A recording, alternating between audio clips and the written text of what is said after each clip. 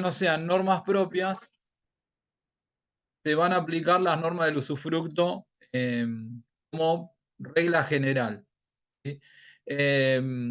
Incluso en el proyecto de reforma o en el tratamiento de este código, en la comisión redactora, se discutió si convenía sostener al uso como derecho real autónomo o era suficiente con la existencia y la regulación del usufructo.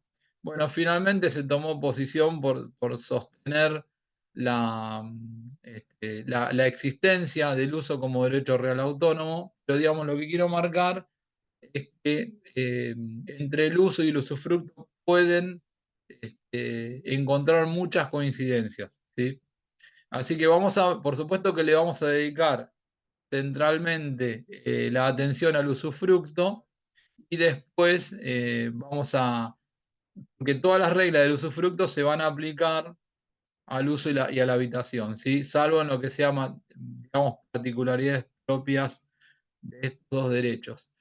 En el caso específico de la habitación, ha tomado como un nuevo impulso en el nuevo código porque se incorpora dentro de las uniones convivenciales el derecho real de habitación para el caso del conviviente supérstite cuando se produce la muerte del otro, ¿sí? Eh, ya en el Código de Vélez se había reformado un artículo, el viejo 2573, eh, establecía, perdón, 3573, se incorporó el 3573 bis, se establecía que el caso de matrimonio, el cónyuge supérstite tenía derecho real de habitación vitalicio y gratuito sobre el inmueble que había constituido el hogar conyugal. A partir de esta figura que tenía el Código de Vélez y al incorporarse a nuestro nuevo código las uniones convivenciales, ahora eh, también consagra el derecho real de habitación del conviviente supérstite, ¿sí? Pero a diferencia del cónyuge, en el caso del conviviente supérstite, este derecho real de habitación va a tener un plazo de vigencia de 2 años, ¿sí? Que si digamos, lo cotejamos con el derecho real de habitación del cónyuge supérstite, vamos a notar que es sustancialmente este último mucho más amplio porque es de índole vitalicia, ¿sí? Con lo cual tiene una mayor extensión temporal. Bueno, solo a modo de introducción, vamos a volver sobre esta temática eh, o en la clase de hoy o el jueves, dependiendo del tiempo que nos. Yendo particularmente al usufructo, el código lo regula a partir del artículo 2129, ¿sí? Fíjense que tenemos cierta continuidad en esto que yo les mencionaba de que primero regula la superficie y a continuación regula al usufructo, ¿sí? Y en el artículo 2199 dice que el usufructo es el derecho real de usar, gozar y disponer, y acá voy a pedir que subrayen esta palabra, dice jurídicamente sobre un inmueble perdón, sobre una cosa que pertenece a otro, ¿sí? Y ahora vamos a volver, porque quiero que pongan especial énfasis en esta definición de disposición jurídica, ¿sí? Cuando nosotros comenzamos la cursada, y analizamos la definición de derecho real que tenemos normada en el artículo 1882, estudiamos que el código define al derecho real como el poder jurídico de estructura legal que se ejerce en forma autónoma sobre su objeto. ¿Se acuerdan de esta definición? Y que después decía, por supuesto, que otorga a su titular las facultades de persecución y preferencia y las demás previstas en la ley, ¿sí? Cuando estudiamos Aludía el código en el 1882 cuando hablaba de poder jurídico, dijimos que poder era sinónimo de facultad. ¿Sí? Dijimos, esas facultades que provenían de la ley, por eso habla de poder jurídico, consistían en tres, esencialmente, que provenían de la época del derecho romano, que consistían en la facultad de uso, la facultad de goce y la facultad de disposición jurídica y material sobre la cosa. ¿Sí? Y que habíamos explicado que estas tres facultades las íbamos a encontrar cuando estudiásemos el concepto de los diversos derechos reales, ¿no? Que en algunos derechos reales estaban previstas las tres facultades, en otros derechos reales solo alguna de ellas. ¿Sí? Eh, Dentro de esta noción dijimos que el derecho real por excelencia era el dominio, porque es donde se congregaban las tres facultades y con la mayor extensión en nuestro derecho. ¿Sí? Fíjense que cuando el código define al dominio en el 1941 dice es el derecho real de usar, gozar y disponer física y jurídicamente de una cosa. ¿Sí? Si cotejamos esta definición con la del 2129 para el usufructo, vamos a ver que en el usufructo nos dice, es el derecho real de usar, gozar y disponer jurídicamente de una cosa que pertenece a otro con tal que no se altere su sustancia. ¿Sí? Si vemos ambas definiciones, parecen similares, pero hay un punto, mejor dicho, hay dos aspectos donde se observan, digamos, bien, de manera bien clara la distinción entre una y la otra. Fíjense que cuando habla de dominio, el código habla de uso y goce y agrega que la disposición es jurídica y material. Pero cuando, perdón, cuando regula el usufructo, dice que la disposición es, sí, también le corresponde al usufructuario el uso y el goce, pero dice que la disposición o el poder de disposición es jurídico. Excluye de las facultades del usufructuario la disposición material. ¿Sí? Primer punto a tener en cuenta. Ahora vamos a ver por qué excluye esta, eh, esta facultad. Después agrega dos elementos que son muy importantes. Dicen que la cosa sobre la cual recae el usufructo pertenece a otra persona, es decir, a diferencia del dominio, acá estamos frente a un derecho real sobre cosa ajena. En el dominio estamos frente a un derecho real sobre cosa propia. Y acá viene la conexión entre disposición jurídica y el usufructo. Concluye la definición del 2129 diciendo que el usufructuario no puede alterar la sustancia de la cosa. ¿Sí? La sustancia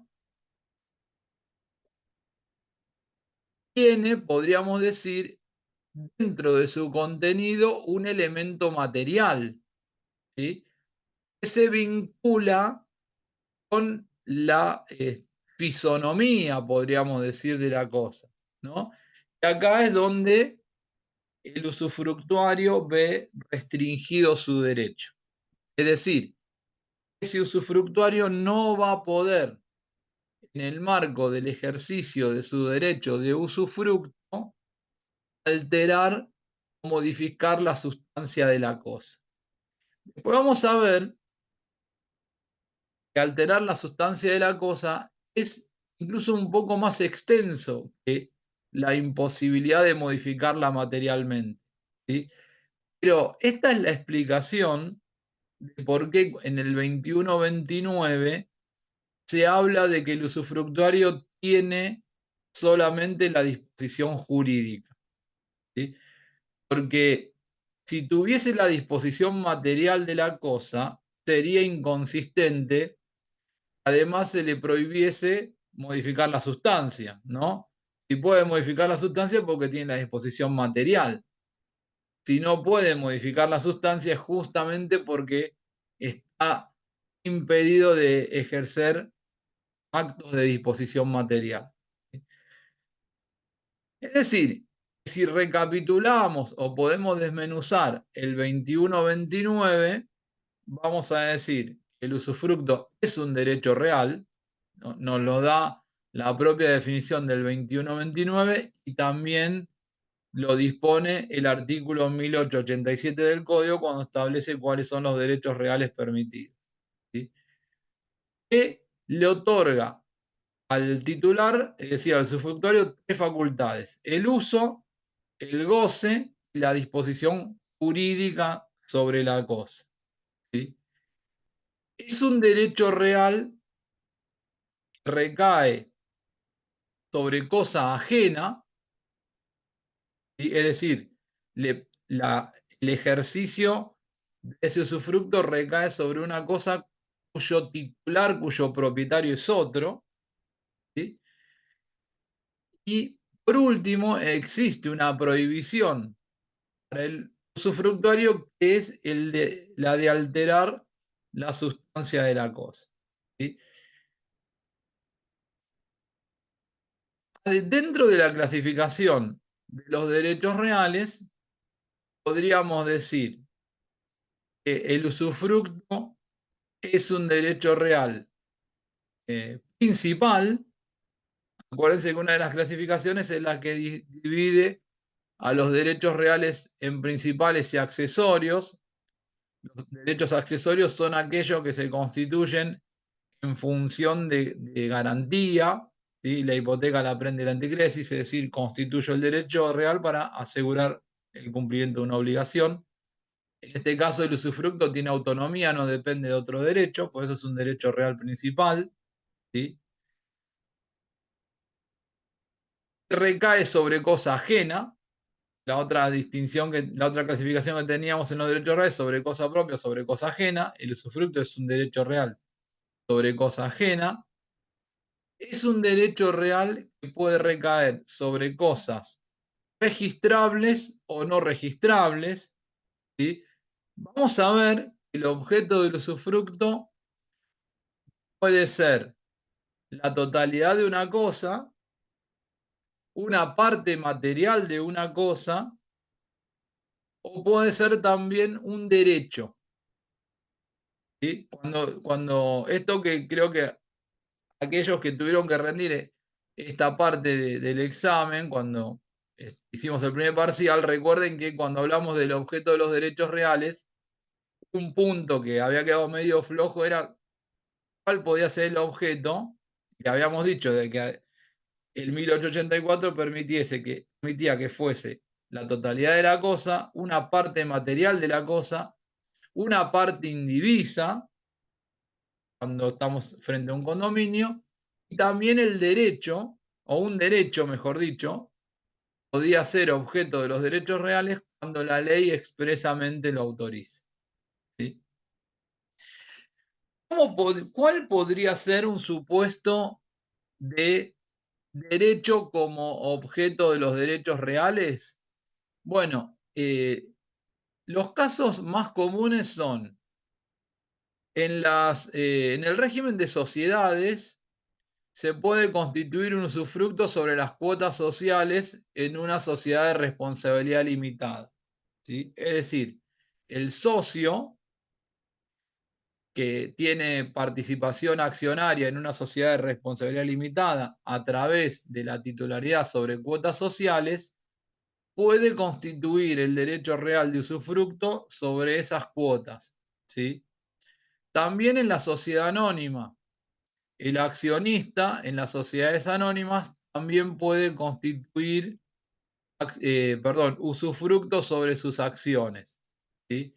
Acá la acción o la cuota social no constituye una cosa, como objeto de ese derecho, sino que la acción o la cuota social es un derecho, ¿no?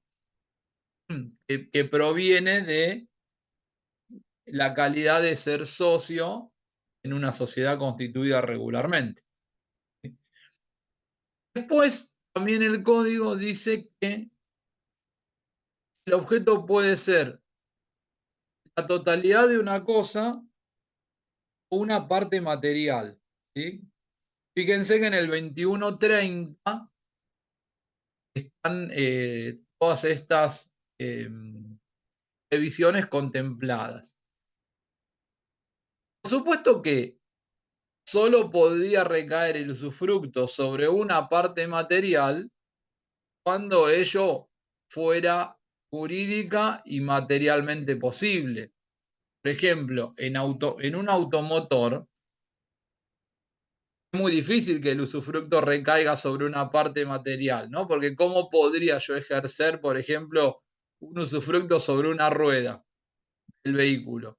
Si no tiene, desde el punto de vista material, esto es inviable. ¿Qué puedo hacer con una rueda si no puedo circular con el vehículo? Ahora, donde sí tiene particularmente gravitación la posibilidad de constituir un usufructo sobre una parte material es en los inmuebles, ¿no? Yo podría delimitar o fraccionar una parte de un inmueble y constituir el usufructo sobre esa parte material, ¿sí? Incluso el registro de la propiedad inmueble de la provincia de Buenos Aires ha dictado distinta normativa vinculada a esta posibilidad y esa normativa dispone que cuando el titular de un inmueble constituye un usufructo sobre una parte material de ese inmueble, la forma para individualizar esa parte material del inmueble afectada al usufructo es mediante la confección de un plano de mensura, ¿sí?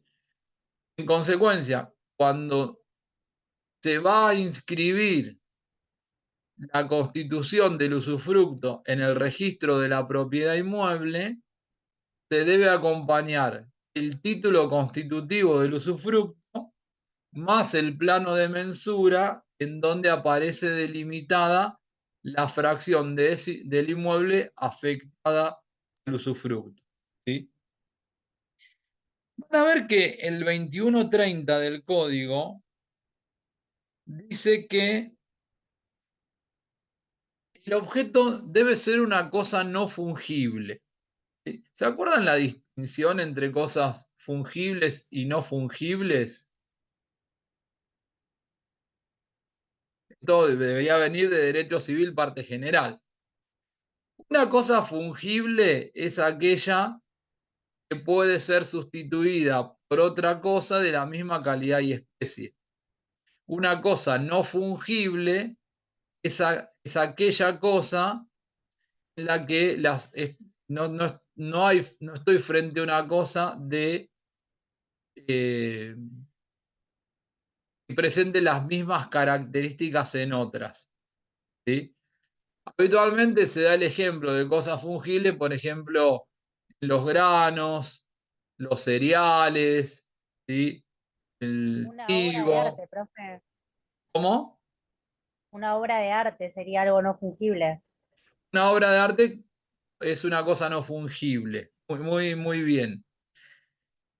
De todas maneras, hay algunos autores que dicen, bueno, en realidad la determinación de una cosa fungible o no fungible muchas veces no depende especialmente de aquellas que aparecen como naturalmente fungibles, ¿no? Porque bueno, qué sé yo, el dinero es fungible, por ejemplo. Los billetes son fungibles. Yo ponía ahí en el artículo que les compartí, es un artículo que escribí hace un tiempo para la ley, y yo decía, bueno, el dinero es fungible. Ahora, si por ejemplo yo unos años atrás me hubiese cruzado a Maradona en algún lugar y justo tenía un billete de este, 1.000 pesos para que me firmase un autógrafo, ¿no? Y Maradona me firma un autógrafo, me lo dedica, y ese billete ya no es fungible, porque después quizá podría yo exhibirlo en un museo, ¿no? Como eh, un objeto que tiene una característica especial, ¿sí? Entonces, ¿a qué voy? A que la fungibilidad o no de las cosas no necesariamente dependen de su naturaleza, sino de las particularidades que llegar a tener en el caso concreto, ¿sí? Bueno, un caso medio absurdo, pero el metro, lo que nosotros conocemos como unidad de medida metro, es un pedazo de hierro que en la época de la Revolución Francesa se utilizó para el comercio internacional. Y ese fierro que utilizamos como unidad de medida del metro está guardado en un museo en Francia, ¿no? Ahora, cualquier pedazo de hierro, uno dice en principio es fungible, pero hay uno en particular, por su representación histórica, tiene una connotación distinta, ¿no? Entonces, puede pasar que cosas que aparecen como naturalmente fungibles no lo sean, y cosas que aparecen como naturalmente no fungibles sí sean fungibles, ¿sí? Depende de las circunstancias, como para tenerlo en cuenta eh, en el caso concreto, ¿no? Además, hay una regla específica en el código, en que ya les menciono el artículo.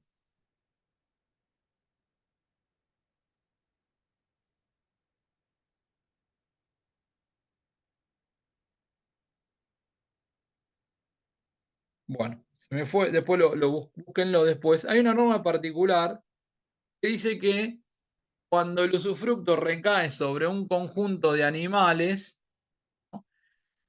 puede un animal ser sustituido por otro mientras tenga características semejantes, ¿no? Imaginen que se haya producido el deceso de algún animal, eh, o alguna situación en particular que haya producido la afectación de algún animal, el código permite que sea reemplazado por otro de las mismas características, como una especie de excepción a las reglas que están contempladas en el artículo 2130. Otro aspecto que es importante tener en cuenta este, en el examen del concepto de usufructo tiene que ver con esta idea de que estamos frente a un derecho real principal, ¿sí? Porque esta nota lo que permite es, por ejemplo, en cuanto a los modos de constitución, que el usufructo se adquiera por prescripción también, ¿sí? Recuerden que los modos de constitución, en cuanto a fuente que da nacimiento a los derechos reales, puede ser un contrato. Por ejemplo, en el usufructo podría ser un contrato de usufructo, ¿no? Si es oneroso, es decir, si el nudo propietario constituye el usufructo en favor de otra persona y esa otra persona se obliga a pagar un precio, ese contrato de usufructo se va a regir por las normas de la compraventa, ¿sí? Si es un contrato de usufructo a título gratuito, se le van a aplicar a ese contrato de usufructo las normas de la donación, ¿sí? Ahora, otra fuente de las obligaciones, perdón, otra fuente de los derechos reales puede ser las disposiciones de última voluntad. Es posible constituir un usufructo mediante un testamento, ¿sí?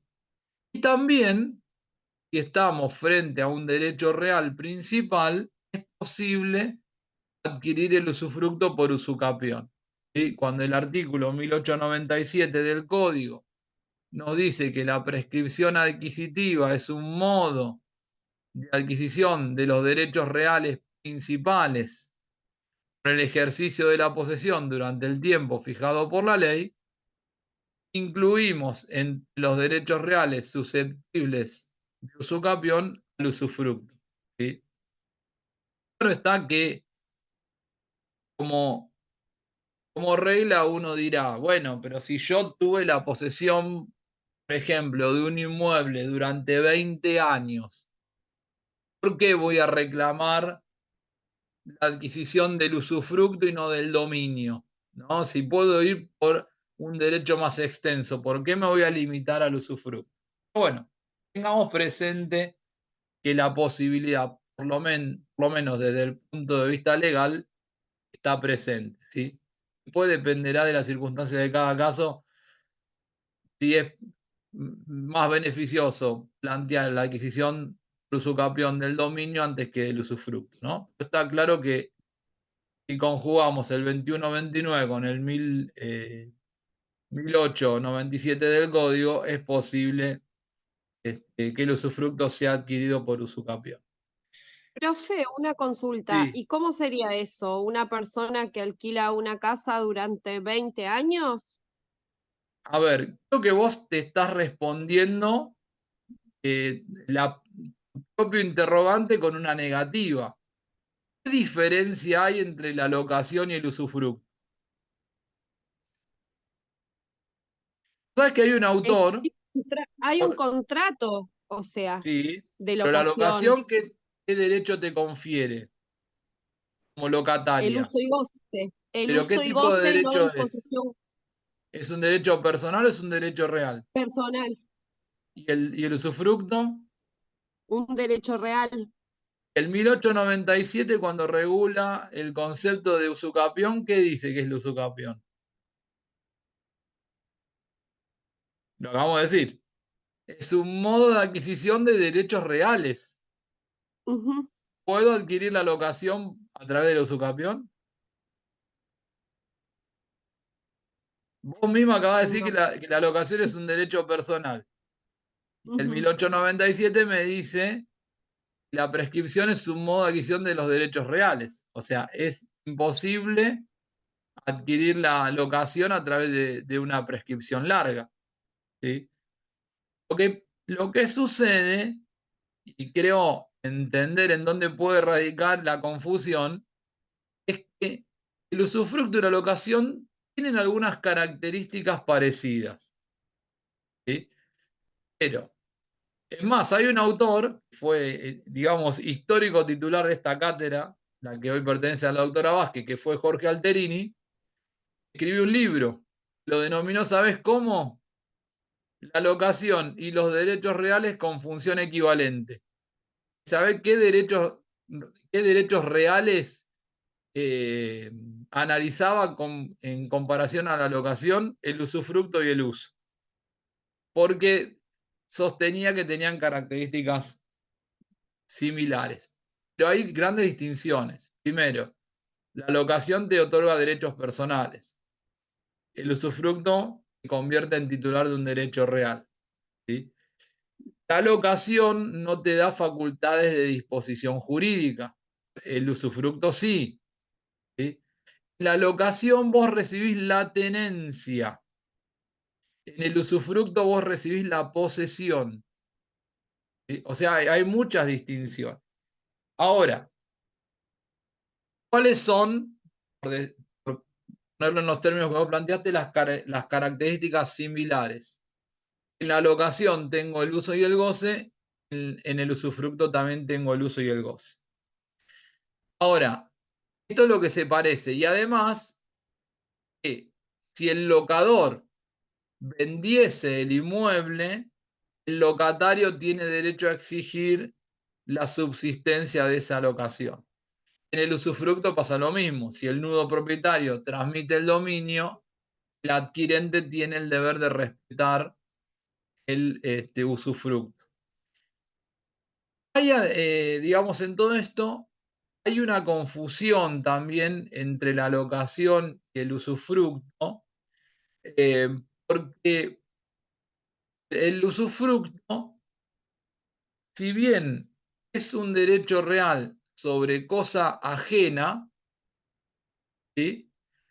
La locación también implica la existencia de un derecho personal en donde el locatario reconoce un mejor derecho en el locador, el usufructuario es poseedor. ¿Por qué? Porque si nosotros vamos a la definición del artículo 1909 del Código, cuando define posesión, dice que la posesión es un poder de hecho que se ejerce sobre una cosa comportándose la persona como titular de un derecho real. ¿Sí? Es decir, que el usufructuario ejerce la posesión sobre ese objeto. Ahora, cuando vamos a la definición de tenencia, el código dice, en la tenencia, el tenedor es representante de la posesión de otro, es decir, que reconoce un mejor derecho en otro, ¿no? Ahora, la pregunta es, ¿en el usufructo, el usufructuario reconoce un mejor derecho en otra persona? Sí, con relación al dominio, ¿no? Recuerden que dijimos, 21-29, el usufructo es un derecho real sobre cosa ajena, es decir, tengo un propietario y un usufructuario. Pero sobre su derecho de usufructo, sobre el cual se ejerce la posesión, el usufructuario no reconoce el mejor derecho en nadie más. ¿Sí? En la locación, el locatario recibe un derecho personal y en consecuencia es tenedor, porque es representante de la posesión de otra persona. ¿Sí? Por lo tanto, en la locación no hay el ejercicio de una posesión, sino que lo que hay es el ejercicio de la tenencia. ¿Sí? Estas, digamos, como notas distintivas entre locación y usufructo. Además, podemos decir que la locación tiene un plazo máximo de 20 años, y el usufructo en las personas humanas es vitalicio, salvo que se hubiese planteado, estipulado en el contrato una condición resolutoria o un plazo resolutorio. Podría haberse pactado en el usufructo que tiene una vigencia de 20 años, por ejemplo, ¿no? Entonces, si, si se cumple el plazo, se extingue por cumplimiento de esa condición, o mejor dicho, del plazo estipulado. Ahora, si fallece antes el usufructuario, se extingue con la muerte del usufructuario. No es un derecho que se transmita por herencia. ¿Sí? Si yo pacto un usufructo por 20 años y el usufructuario fallece a los 15, con la muerte del usufructuario se extingue el usufructo. Los herederos no continúan el derecho real por los 5 años restantes. Si no se pactó plazo, el usufructo es vitalicio. Dura la vida del usufructuario. Y en las personas jurídicas se prevé un plazo de vigencia de 50 años, salvo que se haya producido la extinción de la persona jurídica con antelación. El fin de la existencia de la persona jurídica extingue al usufructo, ¿sí? Aún antes del cumplimiento del plazo estipulado. Y más o menos que quedó claro la diferencia entre locación y usufructo y por qué no es. Sí, profe. Bien, bien. Nos queda. Bueno, nos queda menos de un minuto. ¿Quieren que cortemos ahora? Así no nos queda la mitad de la clase y nos volvemos a conectar. Dale, profe. ¿Parece?